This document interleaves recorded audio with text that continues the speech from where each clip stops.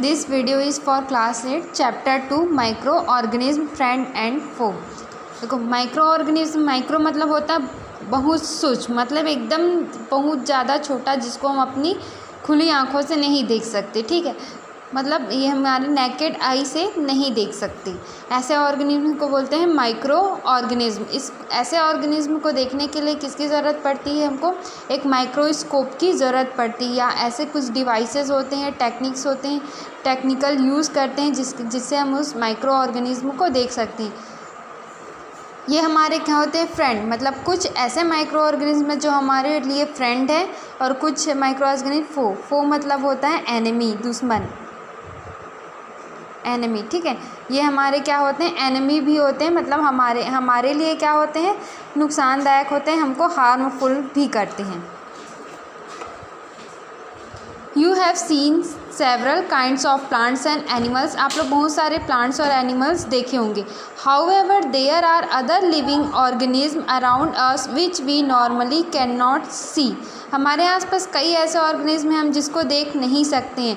These are called micro organism और microbes. इन्हीं को हम क्या बोलते हैं? या तो माइक्रो ऑर्गेनिज्म बोलते हैं या फिर इसको माइक्रोब्स बोलते हैं। For example, you might have observed that during the rainy season moist bread get spoiled and its surface get covered with grayish white patches। ठीक है, रेनी सीज़न में आप क्या देखोगे? आप ब्रेड को 2 दिन छोड़ दो या 1 दिन भी छोड़ दोगे तो क्या होता है? वो मॉइस्ट की वजह से क्या होता है? उसमें ग्रे कलर के, ब्लैक कलर के धब्बे उसमें पड़ जाते हैं।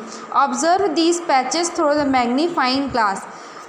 आपके कंपास बॉक्स में अगर मैग्नीफाइंग ग्लास होगा तो उस ग्लास से आप उसको ऑब्जर्व करोगे। You will see tiny black round structure.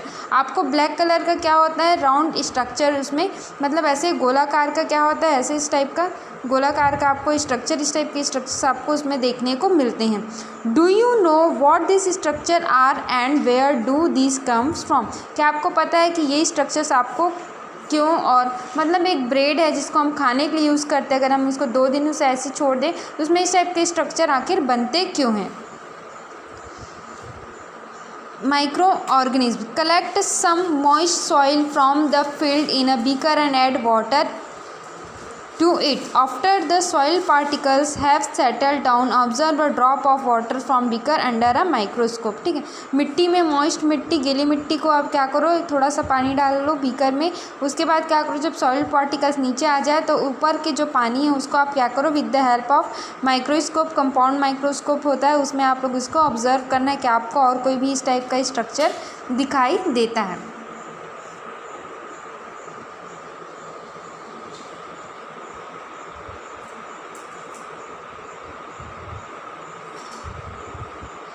देखो इस टाइप से हम कोई भी माइक्रो ऑर्गेनिज्म को जब ऑब्जर्व करते हैं, जैसे कि ब्रेड को जब हम ऑब्जर्व किए तो उसमें हमको क्या मिला? Fungus that grows on bread. ठीक है, उस ब्रेड में हमको क्या मिला? फंगस मिला। Can be seen with magnifying glass, क्या जिसको हमने उसको मैग्नीफाइंग ग्लास से देखा था। That is why these are called micro organism और माइक्रोब्स। मतलब ये इतने ज़्यादा सूक्ष्म होते हैं कि हमको दिखाई नहीं देते। मतलब जो हमारे घरों में जो वाटर रहता है, ठीक है, आपने 1 गिलास पानी पिया, उस पानी में भी बहुत सारे माइक्रो ऑर्गेनिज्म रहते हैं जिसको हम क्या कर लेते हैं?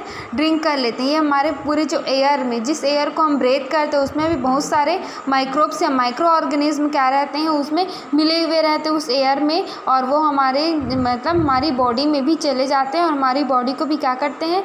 हमारे लिए भी फ्रेंड और फो का काम करते हैं। हमारी बॉडी के लिए भी कभी कभी फ्रेंड का काम करते हैं, कभी कभी एक फो का काम करते हैं। Micro organism are classified into 4 major group. ये आपका सबसे मेन पॉइंट है। ठीक है, मैं इसको बार बार अंडरलाइन कर रही हूँ, उस पॉइंट्स को आप लोग को मेनली याद रखना है। ठीक है, ये जो मैं अंडरलाइन कर रही हूँ उस पॉइंट्स को आपको मेनली याद रखना। देखो माइक्रो ऑर्गेनिज्म को हम लोग को 4 ग्रुप्स में डिवाइड किया गया है। फर्स्ट है आपका बैक्टीरिया। ठीक है, first bacteria, second fungi, fourth है आप लोग का प्रोटोजोआ एंड सम एल्गी। ठीक है, इस ग्रुप में पूछा जाता है क्लासीफाइड द माइक्रो ऑर्गेनिज्म, ठीक है, माइक्रो ऑर्गेनिज्म का क्लासिफिकेशन पूछा जाता है। तो इसको 4 मेजर ग्रुप में डिवाइड किया गया। फर्स्ट है बैक्टीरिया। आप लोग बैक्टीरिया के बारे में सुना होगा, जब भी आप हैंड वॉश करते हो तो किल्स बैक्टीरिया, सैनिटाइज़र वगैरह यूज़ करते हो तो किल्स बैक्टीरिया, ये सब लिखाता है। फंगी, कुछ फंगी रहते हैं, फंगस जो ब्रेड पर उगा हुआ रहता है आपका, जब ब्रेड ख़राब हो जाता है तो उसको बोलते हैं, उसमें जो चीज़ें उगी हुई रहती है। या रोटी भी आपके घर पे होगा, 2 दिन से ख़राब वाला रोटी का आप देखोगे तो उसमें वाइट टाइप का स्ट्रक्चर बन जाता है। या फिर अचार में ज़्यादा अच्छे से देख पाओगे, अचार जब ख़राब होने जैसा रहता है ऊपर में पूरा वाइट जम जाता है, तो वो वाइट क्या रहता है आपका, फंगी रहता है, जो कि माइक्रो ऑर्गेनिज्म रहता है। और मॉइस्ट पाने की वजह से क्या होता है, वो उसमें उग जाता है। फिर इसका थर्ड कैटेगरी प्रोटोजोआ, ठीक है, प्रोटोजोआ, इसके भी बारे में पढ़ोगे। कुछ प्रोटोजोअन्स होते हैं जो हमारी बॉडी को नुकसान करते हैं। एल्गी, ये पॉन्ड, रिवर में जो ग्रीन कलर का दिखाई देता है पानी, वो प्रेजेंस ऑफ एल्गी की वजह से, तो है एल्गी के प्रेजेंस के वजह से होता है, ठीक है। सबसे आपका मेन वेरियस ग्रुप होता है जो सबसे ज़्यादा खतरनाक होता है आपका माइक्रो ऑर्गेनिज्म, वो होता है वायरस। आपने सुना होगा वायरल फीवर के बारे में, नाउ अ डेज़ आप लोग सुन रहे हो कोरोना वायरस के बारे में। तो ये वही वायरस है जो जिसके वजह से इतने लॉकडाउन्स हो रहे हैं। मतलब ये वायरस बहुत ज़्यादा क्या होते हैं, ह्यूमन्स के लिए क्या होते हैं, फो का काम करते हैं, उसके एनिमिक होते हैं, ठीक है। Virus are also microscopic but are different from other micro organism. इसमें देखो वायरस भी क्या होते हैं, माइक्रोस्कोपिक होते हैं, हमको दिखाई नहीं देते हैं, और लेकिन ये थोड़े से डिफरेंट होते हैं। मतलब वायरस थोड़ा सा डिफरेंट होता है, इसको इसीलिए इसको एक अदर कैटेगरी में रखा गया है।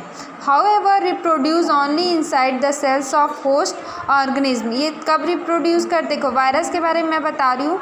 वायरस अगर ह्यूमन बॉडी से बाहर है, ठीक है, या फिर कोई भी एनिमल के शरीर में वायरस जब तक एंटर नहीं किया है, अंदर नहीं गया है, तब तक वो नॉन लिविंग फॉर्म में रहता है। किस फॉर्म में रहता है, नॉन लिविंग ऑर्गेनिज्म के फॉर्म में रहता है।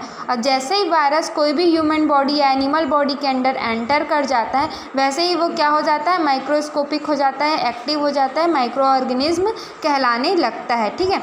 However reproduce only inside the cells of the host organism, ठीक है।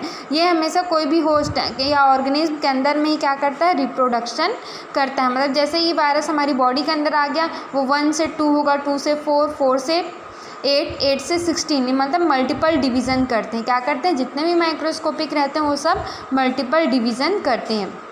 विच में बी अ बैक्टीरियम, जैसे कि बैक्टीरिया करता है वैसे ये भी क्या करते हैं, मल्टीपल डिवीज़न करते हैं। प्लांट और animal, such some of the virus are shown figure 2.5 common ailments like cold influenza. देखो कुछ वायरस के नाम दिए गए हैं, कॉमन कोल्ड, ठीक है, कॉमन एलिमेंट्स लाइक कोल्ड, मतलब जो सर्दी, हमको सर्दी होती है, मतलब हमारी बॉडी में कुछ वायरस हमारी बॉडी में एंटर किए, इसीलिए हमको क्या होती है, कॉमन कोल्ड, मतलब सामान्य जो सर्दी आप लोग को होती है वो होता है। इन्फ्लुएंजा ये भी एक वायरस है, इन्फ्लुएंजा, जिससे हमको डिजीज़ होता है। And most cough are caused by virus, ठीक है, कुछ कफ खांसी वगैरह भी आती है, वो भी हमारे वायरस के इन्फेक्टेड के वजह से होता है। सीरियस डिजीज़ लाइक, कुछ सीरियस डिजीज़ भी वायरस की वजह से, जैसे पोलियो, चिकन पॉक्स वगैरह आप सबको, जब आप छोटे बच्चे रहे होंगे तब आपको हुआ होगा। चिकन पॉक्स मतलब बॉडी में हमारे दाने निकल आते हैं और तेज़ फीवर हमको उस टाइम पे रहता है, तो वो सब क्या होता है, वायरस से होने वाली डिजीज़ है, ठीक। कॉमन कोल्ड, यहाँ तक सर्दी भी हमको किससे होती है, वायरस से हो जाती है।